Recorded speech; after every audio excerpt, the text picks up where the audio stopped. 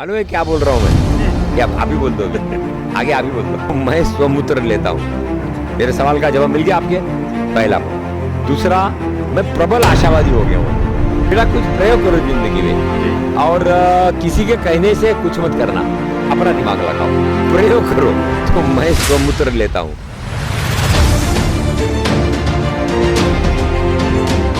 नमस्कार, आज हम बात कर रहे हैं एक ऐसे फक्कड़ आईएएस के और जिनको गुंडा आईएएस के नाम से भी लोग जानते हैं। भाई वाला कॉन्सेप्ट ये कहाँ से आया? बढ़िया सवाल उठाया ललित भाई। ललित भाई, एक तो आपको मालूम होगा जो माफिया होते हैं ना, वो जो स्मगलर वगैरह बोलते भाई भाई, तो बड़ा वो शब्द में आता है कि ये बड़े दादा से मैं छठी में नापास कर दिया गया। तब से बड़ी क्रोध थी व्यवस्था के प्रति कि मास्टर जी ने मुझे नापास कर दिया केवल, और ऊपर से बोला भी ट्यूशन में भी।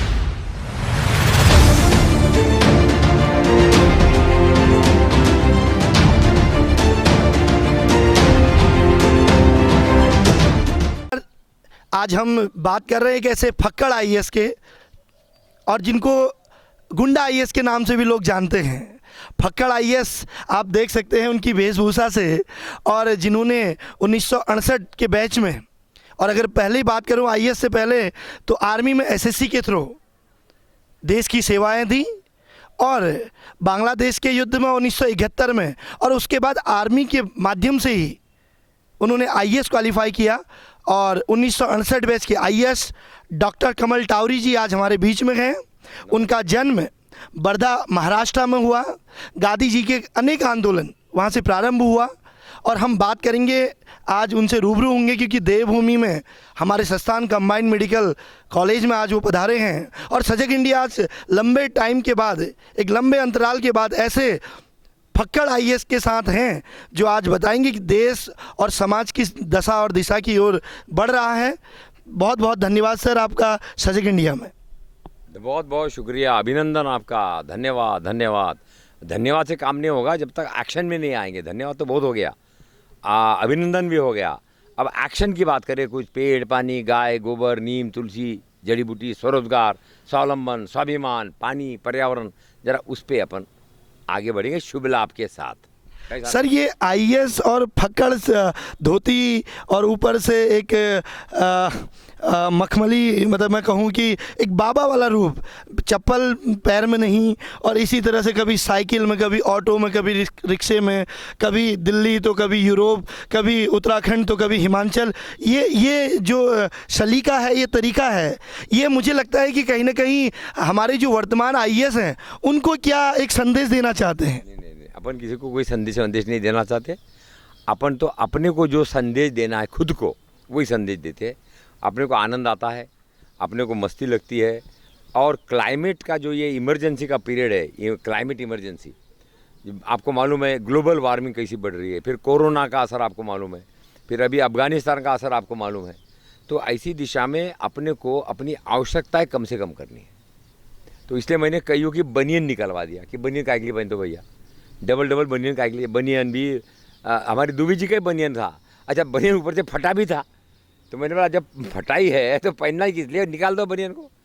तो मेरा पॉइंट ये है ना कि हर एक को अपने लिए, अपनी सोच के लिए, अपने आनंद के लिए, अपनी परिस्थिति के लिए अपना जीवन शैली बनाना पड़ेगा। और मैं तो खैर वैसा भी 76 साल का हूँ, तो मैं ये नहीं बोलता कि 20 साल, 30 साल, 40 साल वाले ऐसी बात करें। भैया आपको जो उचित लगे। अब इतनी गर्मी हो रही है, वो टाई लगा के आ रहा, जूता वो सॉक्स पहन रहा, गर्मी हो रही वो सॉक्स में, जूते में, अंदर बनियान, और वो भी मोटी मोटी बनियान। मेरे समझ में नहीं आता कि थोड़ा भी दिमाग नहीं लगाता अपना। अरे भैया दिमाग लगा लेना। और फिर भी अगर हाँ ठंड में हो, अंग्रेज़ों का तो ठीक था, ठंड था, बर्फ थी, बहुत ज़्यादा ये था, लेकिन यहाँ पर मेरे समझ में नहीं आता क्या हो रहा है, हम अपना दिमाग क्यों नहीं लगाते। सर कक्षा 6 में फेल हुए, ट्यूशन नहीं पढ़ा तो कक्षा 6 में फेल हो गए। हाई स्कूल और इंटर में वहीं नागपुर यूनिवर्सिटी से ग्रेजुएशन किया, और वर्धा में जन्मे, गांव के स्कूल में पढ़े, अंग्रेजी बहुत अच्छी नहीं थी, और ज्ञान लिया कि 5 वर्ड नए पढ़ने हैं। ये वो कक्षा 6 में फेल का जो कारण है, ये कैसे? देखो भाई, हर कहीं ना कहीं कभी ना कभी फेल होता है। तो मैं भी फेल हो गया एक बार। वो छठी की बात है, बहुत बड़ी स्कूल है, तो उसका नाम है new English high school Wardha, बहुत अच्छी स्कूल, लेकिन वो हमारे जैसे को प्रोमोट नहीं करती थी, हमको देखती थी ट्यूशन लाएगा ये, तो चूँकि ट्यूशन नहीं लिया तो मास्टर जी नाराज़ हो गए और नापास कर दिया। अब वो बोलते थे कि मैं नापास होने लायक ही था, ट्यूशन नहीं लिया इसलिए मैं पक्का हो गया। अब उनकी मर्जी है, वो जो कैसा शिक्षक, कल शिक्षक दिवस था, वहीं से मैं छोटी स्कूल में गया, अपना दिमाग लगाया, ये बड़ी स्कूल में अपना भविष्य नहीं है, ये फिर बोलेगा ट्यूशन ले, नहीं तो फिर नापास कर देगा। तो फिर मैं छोटी स्कूल में गया, वहाँ प्रेम वाले मास्टर मिल गए, प्रेम, छोटी स्कूल थी, तो उन्होंने थोड़ा इनकरेज किया, थोड़ा कोचिंग किया, थोड़ा मेंटरिंग किया, थोड़ा उत्साह बढ़ाया, तो अपन फिर फर्स्ट क्लास में आ गए, डिस्टिंक्शन में आ गए। तो 4 साल में जो फ़र्क पड़ा ज़िंदगी में, तब से मैं ये ट्यूशन व्यूशन का डेडली खिलाफ हूँ। अगर भारत को जागना है और स्वाभिमानी बनना है तो सबसे पहले ट्यूशन बंद। अरे स्कूल में पढ़ाओ ना, अगर बच्चा गड़बड़ है तो उसको लेके एक्स्ट्रा बैठो, मास्टर जी आपने घर में क्यों बोला था। तो करोड़ों अरबों का देखिए, बहुत कुछ फंडामेंटल अपनी बहुत गड़बड़ है। ट्यूशन एक है गड़बड़, और भी कई गड़बड़ है, अंग्रेजी दूसरा गड़बड़ है। अब वो क्या बताए, यहाँ पर सुना 250 मास्टरों की भर्ती हो गई है उत्तराखंड में ये अंग्रेजी पढ़ाने के लिए। भर्ती तो फटाफट कर लेते, अब कुछ फैसला हो गया कि नहीं अंग्रेजी में नहीं पढ़ाएंगे। तो अंग्रेजी की जो भर्ती हो गई वो क्या करेंगे, अभी वो पैसा वैसा दे के भर्ती हुए होंगे बेचारे कि भाई अच्छी खासी नौकरी लग रही है। तो मेरा पॉइंट है, कुछ अपनी मूलभूत अपने को देखना पड़ेगा कि हम लोग कहीं ना कहीं ऐसा जंप लगा रहे हैं कि आगे बढ़ने का मामला ही नहीं है, हम इसी में रिंग करके घूम रहे। तो ट्यूशन इज़ वन एरिया जहाँ पे हमको ब्लाइंडली बोलना चाहिए कि नो ट्यूशन। और ये एजुकेशन मिनिस्टर नहीं बोल पाएगा कि उसको हरा देंगे ये। भाई मास्टर लोगों की पकड़ इतनी तकड़ी है चुनाव में, इसमें उसमें। मुझे त्यागी जी एक मिनिस्टर थे बेचारे, बहुत अच्छे आदमी, अभी भी है गाजियाबाद में, वो शिक्षा मंत्री थे। तो मैंने कहा सर थोड़ा ये मास्टरों पर सख्ती वक्ति हो जाए। बोले टाउडी साहब ऐसा मत बोलना, ये मुझे हरा देंगे। तो उनकी प्रॉब्लम है नेताओं की। ये अफसर का काम है, ये समाज का काम है, ये जनता का काम है, ये असरकारी अभियान का काम है कि वो ऐसे विकल्प दे जिससे खर्चा कम हो, लोगों का स्वाभिमान बढ़े, स्वरोजगार बढ़े। और बच्चों को कितना बड़ा, वो मेरा जो दिल का दर्द है ना, छठी में नापास करने वाला, और जो मास्टर ने बोला था कि तेरे जैसे लोग अगर ट्यूशन नहीं लेंगे तो कौन लेगा। अरे एक बार तो दिल में आया थप्पड़ मारूं मास्टर जी को, लेकिन मैं बोला यार छोड़ दो, एक तो नापास कर दिया इसने, और थप्पड़ मारेंगे तो साला डबल वो गड़बड़ होगा। छठी पास में ट्यूशन नहीं पढ़ा और फेल हो गए, उसके बाद स्कूल बदला, लेकिन करते करते हाई स्कूल और इंटर में जब उन्हीं अभावग्रस्त जीवन के बीच में स्कूलों में गए तो डिस्टिंक्शन लाए, 70% 75 से अबव लाए। लेकिन फिर बीचों बीच आर्मी में जाना, बांग्लादेश जब अलग हुआ पाकिस्तान से, उस युद्ध में लड़ना और 1971 के युद्ध में जाना, और उसके बाद आर्मी के थ्रू ही 1972 में आईएएस क्वालिफाई करना। और क्योंकि 1968 में आर्मी ज्वाइन किया था तो सीनियरिटी के बेस में 1968 के बैच में आना, तो जो आर्मी का जो अनुभव था देश सेवा का, वो किस तरह से देखा आपने। वाह वाह वाह वाह वाह। मैं कहूँगा इस देश में आर्मी या डिफेंस जैसी कोई संगठित, डिसिप्लिन्ड, वेल मीनिंग, राष्ट्रभक्त संगठन ही नहीं है। इसलिए हर एक को 5 साल, 2 साल, 7 साल आर्मी में, नेवी में, एयरफोर्स में जाना चाहिए। सरकार ने अभी बहुत अच्छा किया, अभी तो एनसीसी वालों के लिए कोटा कर दिया है आर्मी में जाने के लिए। हाँ, लेकिन और ज़्यादा करना चाहिए, और उनको एक छोटा मोटा दे, और उनको लर्न एंड अर्न कि आप ब्लॉक ले लो, उसमें डिसिप्लिन सिखाओ, बॉडी बिल्डिंग सिखाओ, कुश्ती सिखाओ, और उनमें पर्यावरण पूर्वक धंधे सिखाओ। यानी सरकार पर भी भार न पड़े और उनको एक नया आयाम मिले। अभी केवल सरकारी नेतागिरी वही है।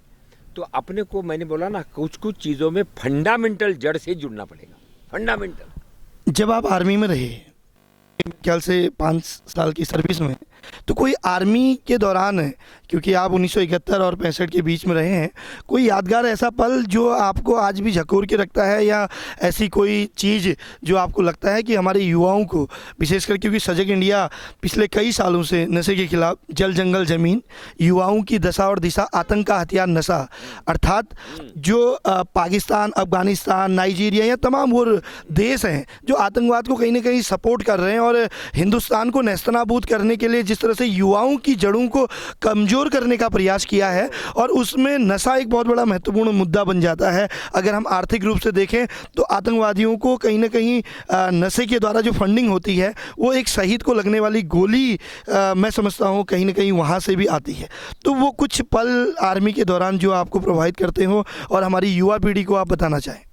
मैं पहले बोल चुका हूँ, सरकारी नीतियों के अंतर्गत डिफेंस की सर्विस 5 साल 2 साल 7 साल कंपलसरी करना चाहिए। एक दूसरा, उसको जो भारत का दर्शन मिलेगा, अलग अलग लोगों से मिलेगा, अब पूरे भारत की आत्मा समझने का मौका मिलेगा। एक दूसरा, उसमें कुछ इनोवेटिव करना ज़रूरी है। ये ढर्रा ये नहीं है कि हम ले लेंगे, अरे बाबा उसमें कुछ नया करो, उसको जड़ से जोड़ो, उसको बोलो बेटा तू कमा कर भी ज़रा दिखा, लर्न एंड अर्न। तो learn earn serve and document, तो इस तरीके से एक नई स्फूर्ति पैदा हो सकती है।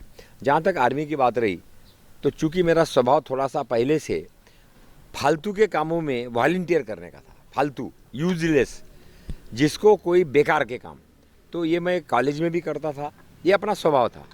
और फिर मुझे वो बेकार के कामों में मज़ा आता था। तो आप जैसे मैं सिक्किम में था, सिक्किम में चीता करके एक आर्मी का पॉकेट है जहाँ से अपन तिब्बत पर नज़र रखते थे। मैं आर्टिलरी में था, तो रिकॉग्निशन पोस्ट था। अब उसमें ऐसा चढ़ के जाना पड़ता था, टफ। तो हमारे जो दिल्ली वाले भाई लोग आते थे ना, अंग्रेजी वाले, ज़रा चिकने चकने होते हैं वो, तो उनको वो नाम आते ही उनको पेट में दर्द हो जाता था और मुझे बड़ी हंसी आती थी। मैं हरदम तैयार रहता था और वो देखते रहते थे कि ये कमल टावरी चला जाएगा, फिर उनका पेट ठीक हो जाएगा। तो वॉलंटियरिंग करना विशेषकर डिफ़िकल्ट काम के लिए ये युवा का लक्षण है। जवानी वो है जो एक मुश्किल कामों के लिए वॉलंटियर हो, नए रास्तों को चले, नए आइडियाज़ को सुने और नए प्रयोग करे। तो आर्मी ने मुझे बहुत अच्छा मौका दिया, लेकिन उसी को लेकर मैं आईएएस में भी और अभी रिटायरमेंट के बाद भी वही कर रहा हूँ। और इसीलिए हमारी ये जो किताबें निकली है, मैं आपको दिखाऊंगा अभी, हमारी जो किताबें निकली है उसमें जब मार्केटिंग द अनमार्केट है, ये जो है ना, ये अभी वैसे मेरी 40 किताबें जी, लेकिन 40 में अभी जो 3 निकली अभी नई वाली, वो है मार्केटिंग द अनमार्केटेड इंडिया। हमने भारत को समझा ही नहीं, इसलिए आर्मी को, कम खर्चे में ट्रैवल को, जब कॉलेज छुट्टियां हो तो एक दूसरे को बार्टर करे कि मद्रास के बच्चे यहाँ आए, हमारे बच्चे मद्रास जाए, रहना खाना पीना कम से कम खर्चे में करो, उनको सादा खाना खिलाओ, उनको आपकी बस वस खाली रहती है, बोलो दुका पैसा लेना चाहिए मगर शोषण नहीं करना चाहिए। क्या है, उससे एक दूसरे को समझने का मौका मिलेगा और यात्रा में उनका दिमाग खुलेगा, वो समझेंगे। हमको कहाँ तमिलनाडु का मालूम है, केरला का मालूम है, नॉर्थ ईस्ट का मालूम है। मैं नॉर्थ ईस्ट में अगर पोस्टेड नहीं होता बाद में, अभी as secretary North East Council Shillong में, तो मुझे बड़ी भ्रांति रहती कि बड़ा गड़बड़ है, लाइन ऑर्डर ख़राब है। अरे बाबा 98% नॉर्थ ईस्ट में कोई झगड़े नहीं है, केवल 2% में झगड़े हैं। तो इसका मतलब समझने के लिए, सूझने के लिए, और आर्मी तो एक बहुत ही disciplined, courageous and adventurous career है। राइट।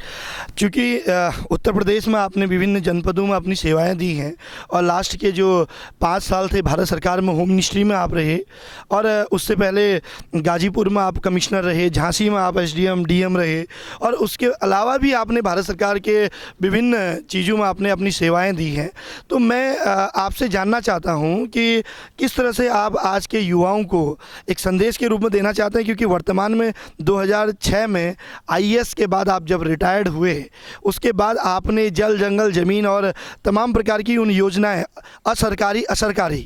असरकारी बिना सरकार के सहयोग के असरकारी, किस तरह से हम ज़मीनी लेवल में, गांव लेवल में अपने आप को सेल्फ एम्प्लॉयमेंट से जोड़ सकते हैं, हम स्वावलंबी बन सकते हैं, और एक साधारण स्टूडेंट के जीवन से लेके आईएएस, उससे पहले आर्मी डिफेंस में जॉब करना, और उसके बाद एज ए आईएएस जो एक सीनियर ब्यूरोक्रेट्स होता है जो देश को एक दिशा देने का काम करता है, आपने निरंतर सेवाएँ दी, और 2006 में रिटायर्ड होने के बाद आज इस तरह से आप एक फक्कड़ जीवन, यानी कि मैं कहूँ कि एक लुंगी वाला आईएएस, तो वो अतिशयोक्ति नहीं होगी।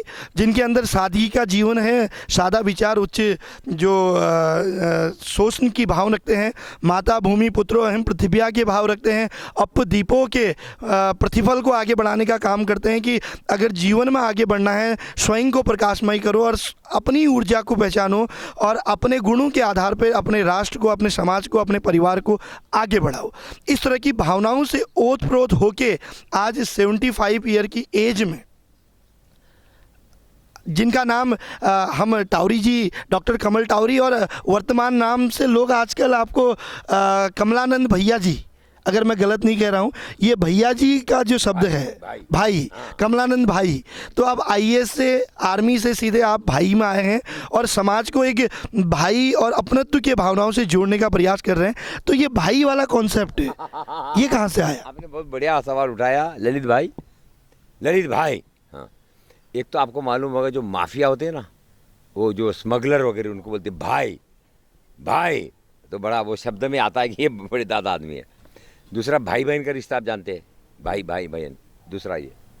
और तीसरा मुझे ये संत, ऋषि, ऐसे इधर में कई चर्चा हमने की कि ऋषि क्या है, संत क्या है, महात्मा क्या है और गुरु क्या है, स्थितप्रज्ञ क्या है।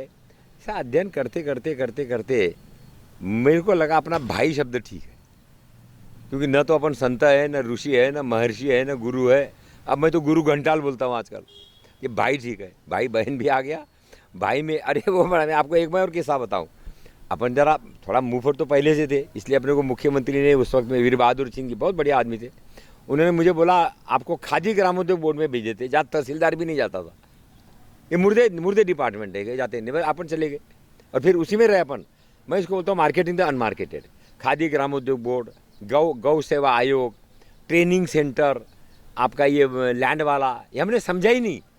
तो जहाँ तक भाई की बात है, ये भाई कमलानंद का नाम ऐसा आया, हमारे गुरुजी है, बात करते यही चल रहा था, ऋषि कौन, महर्षि कौन, वगैरह वगैरह। तो मैंने कहा यार ये तो बहुत ऊंचे स्तर है, अपन तो नीचे स्तर वाले आदमी, घुटने वाले आदमी, तो फिर क्या करे। तो मैंने कहा डॉक्टर कमल टावरी हो गया। अभी 75 साल तक डॉक्टर कमल टावरी हो गया, विद्यार्थी, आईएएस, रिटायर्ड, सेक्रेटरी। अब आ जाओ भाई कमलानंद।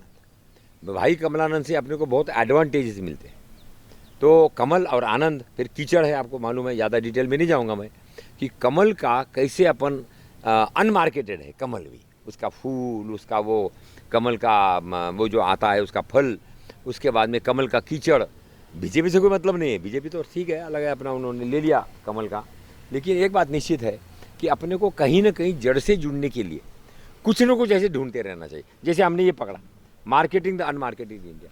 अच्छा, इतना ही नहीं, ये मैं आपको किताब भी प्रेजेंट करूंगा। हमने ये अपवादी निकाला। ये हमारे दरमोड़ा जी, डॉक्टर अरविंद दरमोड़ा, डॉक्टर है, बेचारे को नौकरी नहीं मिल पाई, पीएचडी में है, लेकिन वो है, स्वरोजगारी है।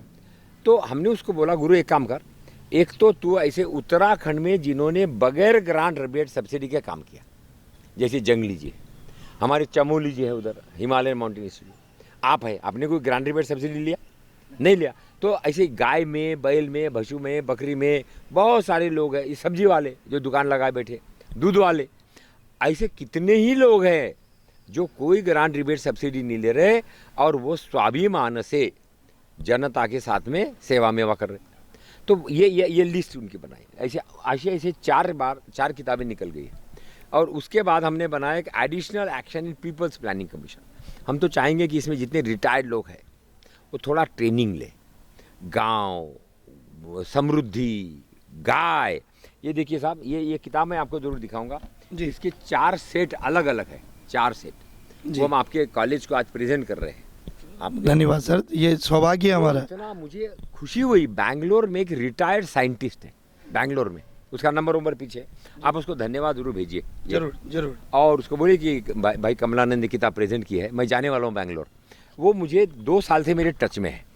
मैंने कहा भाई साहब कुछ ऐसा काम करो जिससे ये ग्रांट न मांगनी पड़े और किताब अपने आप बिके। तो उन्होंने कीमत भी बहुत कम रखी है।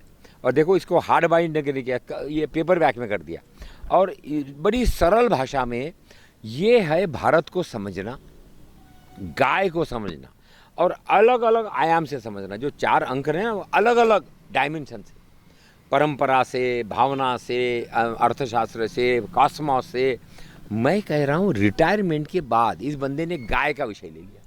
पेंशन वेंशन जो मिलती है वो मिल रही है, तो क्यों नहीं अपन भी यहाँ उत्तराखंड में भी रिटायर्ड लोगों का एक मंच बनाए। पेड़ वाला, पानी वाला, वाटरशेड वाला, जो जिसका एक्सपर्टाइज है, बोले भाई साहब ऐसा है, हम आपको टोपी देते, आप आइए, बैठिए, लाइब्रेरी का यूज़ कीजिए, लेकिन आप प्रोजेक्ट बनाइए आपके विषय के, उसको जन आंदोलन का भाग बनाइए, कम खर्चे वाला, और उसके आप प्रोजेक्ट डायरेक्टर बन के आप अपने लिए भी कमाइए और संस्थान के लिए भी कमाइए। सबसे बड़ा फायदा होगा। सरकार में जो ढर्रा आया ना, क्योंकि वही साइंटिस्ट, वही IAS, वही IPS, वही IFS घुमा फिरा कर रिपोर्ट देते। आज मैंने अखबार में देखा, आज के अखबार में माननीय मुख्यमंत्री जी का स्टेटमेंट है। हमें मुख्यमंत्री जी मिले थे, बड़ा अच्छा लगा। अभी उनका स्टेटमेंट है कि उत्तराखंड के लिए नया प्रारूप का ढांचा बन रहा है, आज के अखबार में। अब मैंने बोला मुख्यमंत्री जी को चिट्ठी लिखते अपन कि साहब अगर आप IAS से करवाएंगे तो उसमें कुछ भी नया नहीं निकलेगा, क्योंकि वो तो घूम फिरा कर वही पकड़ा देता है, नया कवर ववर लगा देगा, पुराना मटेरियल। ये मैंने प्लानिंग कमीशन में देखा, और लोग बोलते थे जो प्लानिंग कमीशन के एक्सपर्ट है, बोले साहब हमको नए शब्द नहीं मिल रहे, क्योंकि 70 सालों में सारे शब्द इस्तेमाल हो गए, वही घुमा फिरा कर। तो जब तक हम जनता को नहीं जोड़ेंगे, जब तक हम बिजनेस का एंगल नहीं डालेंगे, स्वरोजगार, स्वावलंबन, स्वाभिमान, कम खर्चे वाला एलिमेंट और पर्यावरण पूर्वक धंधों में नहीं जाएंगे, मेरे ख्याल से फिर तो मेरा अनुरोध होगा, आपको सुना काफ़ी पहचान है आपकी मंत्रियों से, मुख्यमंत्री से भी, मुख्यमंत्री जी के साथ में अपन अलग से टाइम मांगे और उनको विकल्प दे, कम खर्चा कैसा होगा, भागीदारी कैसी बढ़ेगी, भ्रष्टाचार कैसे कम होगा, पर्यावरण पूर्वक कैसे होगा, संतों से समृद्धि कैसे आएगी, जो खाली पड़ा है, तालाब, ज़मीनें, बिल्डिंग, स्कूल, आपके मंदिर खाली पड़े हुए, तो क्यों नहीं उनको गांव वालों के साथ ग्राम स्वराज में एक नया उनको दे दे 100%। और ग्रांट नहीं, जहाँ ग्रांट आई वहाँ सब आ जाएंगे।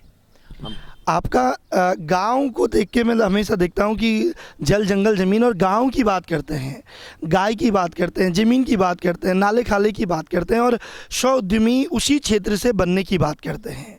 कमल टावरी जी एक जाना पहचाना नाम है हिंदुस्तान के अंदर, क्योंकि वरिष्ठ IAS में से आप एक हैं और भारत के तमाम जगह आपने अपनी सेवाएं दी है अलग अलग प्रांतों में। ये जो भाव हैं ये टावरी जी के मन में रिटायरमेंट के बाद आए या रिटायरमेंट से पहले भी इस तरह के मन में विचार थे, क्योंकि आप शुरू से उस लेवल से आए हैं जहाँ पर गांधी जी ने अपने अनेक आंदोलनों को का प्रारंभ किया, जहाँ से वो आपकी जन्मभूमि रही है, और महाराष्ट्र से आए हैं। तो ये जल जंगल ज़मीन और गांव की बातें और इस तरह के मनोभाव आपके जीवन में क्या एक IAS के रूप में या IAS से पूर्व के भाव थे या रिटायरमेंट के बाद के भाव? बहुत बढ़िया ये सवाल बड़ा क्या बोलते हैं उसको, वो खरोचने वाला होता है। मैंने आपको पहले बताया कि कॉलेज के दिनों से, जब से मैं 6ठी में नापास कर दिया गया, तब से एक बड़ी क्रोध था व्यवस्था के प्रति कि मास्टर जी ने मुझे नापास कर दिया केवल, और ऊपर से बोला भी ट्यूशन नहीं लिया। अरे मैं बोला हद हो गई यार। तो वो एक दिल में एक क्या कहते हैं उसको, दर्द, एक तड़प, वो गुस्सा, वो आज सका है। दूसरा, हम लोगों ने शपथ संविधान की ली है, तो अपन जरा संविधान की शपथ वाले आदमी है, शपथ एक बार लिया। तीसरा, मैंने देखा विशेषकर वीर बहादुर सिंह जी ने जब मुझे पनिशमेंट में भेजा खादी ग्रामोद्योग बोर्ड उत्तर प्रदेश लखनऊ दिसंबर 1985, वैसा भी मैं जनता से जुड़ा वाला ही था, क्योंकि मैं जहाँ भी पोस्टेड रहा हूँ मेरा दरवाज़ा हरदम खुला रहा है। और चपरासी को मैं बोलता था कि किसी को रोकना ही नहीं, जब तक मैं न बोलूँ कि 5 मिनट के लिए रोक लेना, आने दे, तो अपना बैठे बैठे अखबार पढ़, आने दे अंदर, तेरे को कोई प्रॉब्लम नहीं। वो भी बड़ा खुश, या उसको कुछ, हाँ थोड़ा दुख होता था कि यार पैसा वैसा जो मिलता था ख़त्म हो गया, बहरहाल खर्चा भी नहीं था। तो मेरा थोड़ा सा शपथ लेने के बाद, 6ठी में नापास करने के बाद, वीर बहादुर सिंह जी के पनिशमेंट में भेजने के बाद ये विश्वास बढ़ गया कि सरकारी ढांचा जो है महाभयंकर कैंसर में अटक गया है। उस वक्त की बात कर रहा हूँ मैं, 1985 की, तब भी था बिगड़ा हुआ, अब और ज़्यादा बिगड़ गया, वो अलग बात है। तो मैंने ये देखा कि मैं as a professional, as a discipline man, as a well meaning man, मुझे अपने दरवाजे खुले रखने पड़ेंगे। इसलिए मैं जहाँ जहाँ पोस्टेड रहा हूँ, मैंने आपको लिस्ट भेज दी है कि मैंने जब नौकरी शुरू की मैं कहाँ कहाँ पोस्टेड रहा, ट्रांसपोर्ट में, खादी बोर्ड में, KVIC में, इंटरस्टेट काउंसिल में। तो मेरा तो सदैव चुनौती थी कि न मैं भ्रष्टाचारी हूँ और न मैं सबॉर्डिनेट को भ्रष्टाचार करने देता हूँ। ये दोनों था। आपको बहुत लोग मिलेंगे बोले साहब मैं तो बहुत ईमानदार हूँ। अरे भाई ठीक है, लेकिन तेरा पीए तो पैसा ले रहा। उसके लिए अपने को एक मॉरल कन्विंस, एक एथिकल कन्विक्शन बनाना पड़ेगा कि मेरा लॉयल्टी किसको है। देवभूमि उत्तराखंड में आज आप आए हुए हैं, तो टावरी साहब किस तरह से देखते हैं देवभूमि उत्तराखंड को और क्या संदेश देना चाहते हैं इस देवभूमि उत्तराखंड से युवाओं को? क्योंकि जिस तरह के हालात इस समय विश्व पटल पे देखने को मिल रहे हैं, जिस तरह से आप देख रहे हैं अभी अफ़गानिस्तान में तालिबान ने एक तरह से कब्जा कर लिया है, अमेरिका जैसे राष्ट्र जो है अपने आप को उसने अफ़गानिस्तान से उठा दिया है। और क्योंकि भारत के अगर पड़ोसी मुल्कों की आज बात करें और वर्तमान स्थिति की बात करें, इसमें कोई दो राय नहीं है कि आज भी हिंदुस्तान की, चाहे वो थल सेना हो, नभ सेना हो या वायु सेना हो, उनकी वजह से इस देश की अखंडता और एकता को एक मुट्ठी के रूप में देखने को मिलता है। लेकिन अगर हम विश्व परिप्रेक्ष्य में देखें तो आज पूरे विश्व की जो स्थिति है वो चिंताजनक है, क्योंकि आतंकवाद, नशा और जिस तरह से जो अनेक लोग हैं, अलग अलग प्रकार के संगठन हैं, अभी आपने अफ़गानिस्तान का जिक्र किया, तो किस परिप्रेक्ष्य में इस देवभूमि उत्तराखंड से आप पूरे विश्व का अवलोकन करते हैं और क्या आपके मन में ये दृश्य देखने के बाद, क्योंकि आज़ादी, मुझे जहाँ तक मेरे संज्ञान में है कि 1 अगस्त 1946 को आपका जन्म हुआ था, आज़ाद भारत से 1 वर्ष पूर्व आपका जन्म हुआ था और आज हम 21वीं सदी में हैं, तो पूरे विश्व को इस देवभूमि उत्तराखंड की आंख से किस तरह से देखते हैं और क्या समझते हैं? बहुत ललित जी, आपने बहुत इम्पोर्टेंट प्रश्न ये उठाया है। 2-3 चीज़ें ध्यान में रखिए। एक, हम चाहे जितना भगवान का पूजा करें, हनुमान जी का, शंकर जी का, विष्णु जी का, बिल्कुल पूजा करें, लेकिन ये मानिए कि वो आपको सुरक्षा में नहीं आएंगे। आपको खुद मजबूत बनना पड़ेगा। पहला पॉइंट। हमारे पास में पाकिस्तान का, बांग्लादेश का, भारत के अपने कई राज्यों का, जहाँ वो पास कर चुके हैं कि शरीयत हमको चाहिए, पास कर चुके हैं असेंबली में। तो और अब ये पाकिस्तान और वो अफ़गानिस्तान और चाइना के दोस्त लोग, अमेरिका का भाग जाना, मैं बोल रहा हूँ अमेरिका लिटरली भागा है, अपने सारे आर्मामेंट छोड़ दिए वहीं पर। तो उनको जो से लड़ना था, मामला बहुत भयंकर है। इधर हमारा करप्शन, इधर हमारा अविश्वास, इधर हमारे पॉलिटिकल स्ट्रक्चर, इधर हमारा अविश्वास। एक ही उपाय है, मजबूत बनो, जड़ से जुड़ो, पारदर्शिता लाओ और स्वाट करो, स्ट्रेंथ, वीकनेसेस, अपॉर्चुनिटी, थ्रेट्स।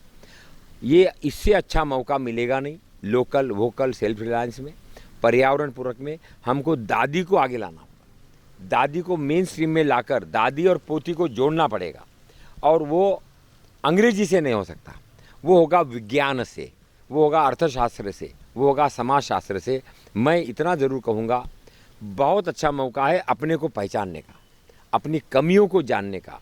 और इस वक्त में शिक्षण संस्थाएं, रिटायर्ड लोग, संतों से समृद्धि, हर एक को अपना अपना रीस्ट्रक्चरिंग, रीअलाइनमेंट, री इंजीनियरिंग करने का टाइम है। आइए मिलकर काम करें, क्योंकि उंगली की मुट्ठी बनाए बगैर उंगलियां थक जाएगी।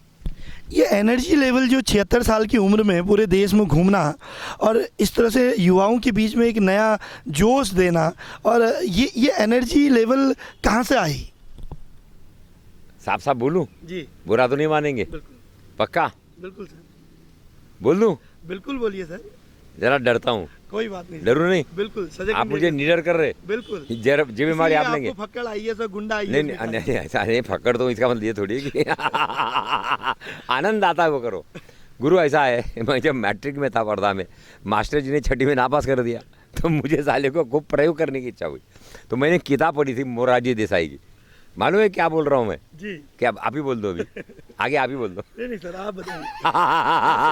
मंच में आपके द्वारा। जी बेटा, कुछ प्रयोग करो जिंदगी में जी, और किसी के कहने से कुछ मत करना, अपना दिमाग लगाओ, प्रयोग करो। तो मैं स्वमूत्र लेता हूँ। अच्छा, मेरे सवाल का जवाब मिल गया आपके? जी, पहला पॉइंट। दूसरा, मैं प्रबल आशावादी हो गया हूँ अभी कि नई पीढ़ी और कंप्यूटर और ये पर्यावरण पूरक धंधे और ये गौमूत्र, ये जो गाय की प्रतिष्ठा आ रही है ना, अरे बड़ा कमाल है, हमने कभी ध्यान ही नहीं दिया। तो ये सारा निचोड़ आता है मार्केटिंग द अनमार्केटेड। और इसमें मैंने अभी ये पंचगव्य लिया और सोमूत्र तो मैंने बता ही दिया आपको, बहुत पहले जानते हो ना सोमूत्र, जी, जानते कि नहीं? स्वयं का मूत्र हाँ। कितने टाइम से? अरे मैं छठी से। अच्छा। हाँ, बड़ा वो छुट पर पढ़, मैंने बोला ना नापास होने के बाद में मैंने वो किताब पढ़ने, मैं लाइब्रेरी जरूर जाता था, और सबको मैं बोलता हूँ लाइब्रेरी जाओ, पढ़ो। ये मोबाइल से नहीं, किताब का जो आनंद है वो किताब से आनंद लो। तो वो अभी भी चल रहा है अपना अनवरत। मैं ज़्यादा बताता नहीं, लेकिन चूंकि आपके साथ दिल आ गया और आपने बोला अंदर की बात करो, अंदर की बात करो बोल दो यार। तो ये तेज और जो आज 76 साल में पूरे देश विदेश में घूमकर किस तरह से पूरे समाज को एक नई दिशा देने का काम कर रहे हैं।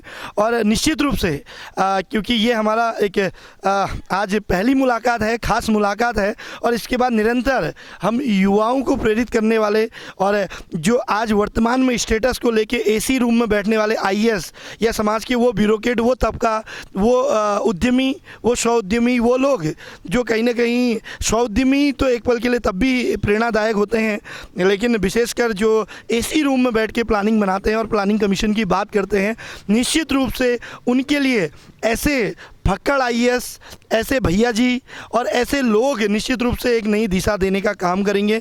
मैं बहुत बहुत धन्यवाद करता हूँ भैया जी आपका। और डॉक्टर में मजा नहीं जो भाई में है। भाई जी, भैया ने फिर कोई दूसरा भाई जी, तो सजग इंडिया और देवभूमि उत्तराखंड आपका स्वागत और अभिनंदन करता है। और निश्चित रूप से हम उम्मीद करेंगे कि समय समय पर आप हमारे युवाओं को और हमारे समाज को अपनी प्रेरणादायक जो आपने कार्य किए हैं और जो प्रयास किए हैं उनसे आप हम सबका मार्गदर्शन करेंगे। बहुत बहुत धन्यवाद। नमस्कार।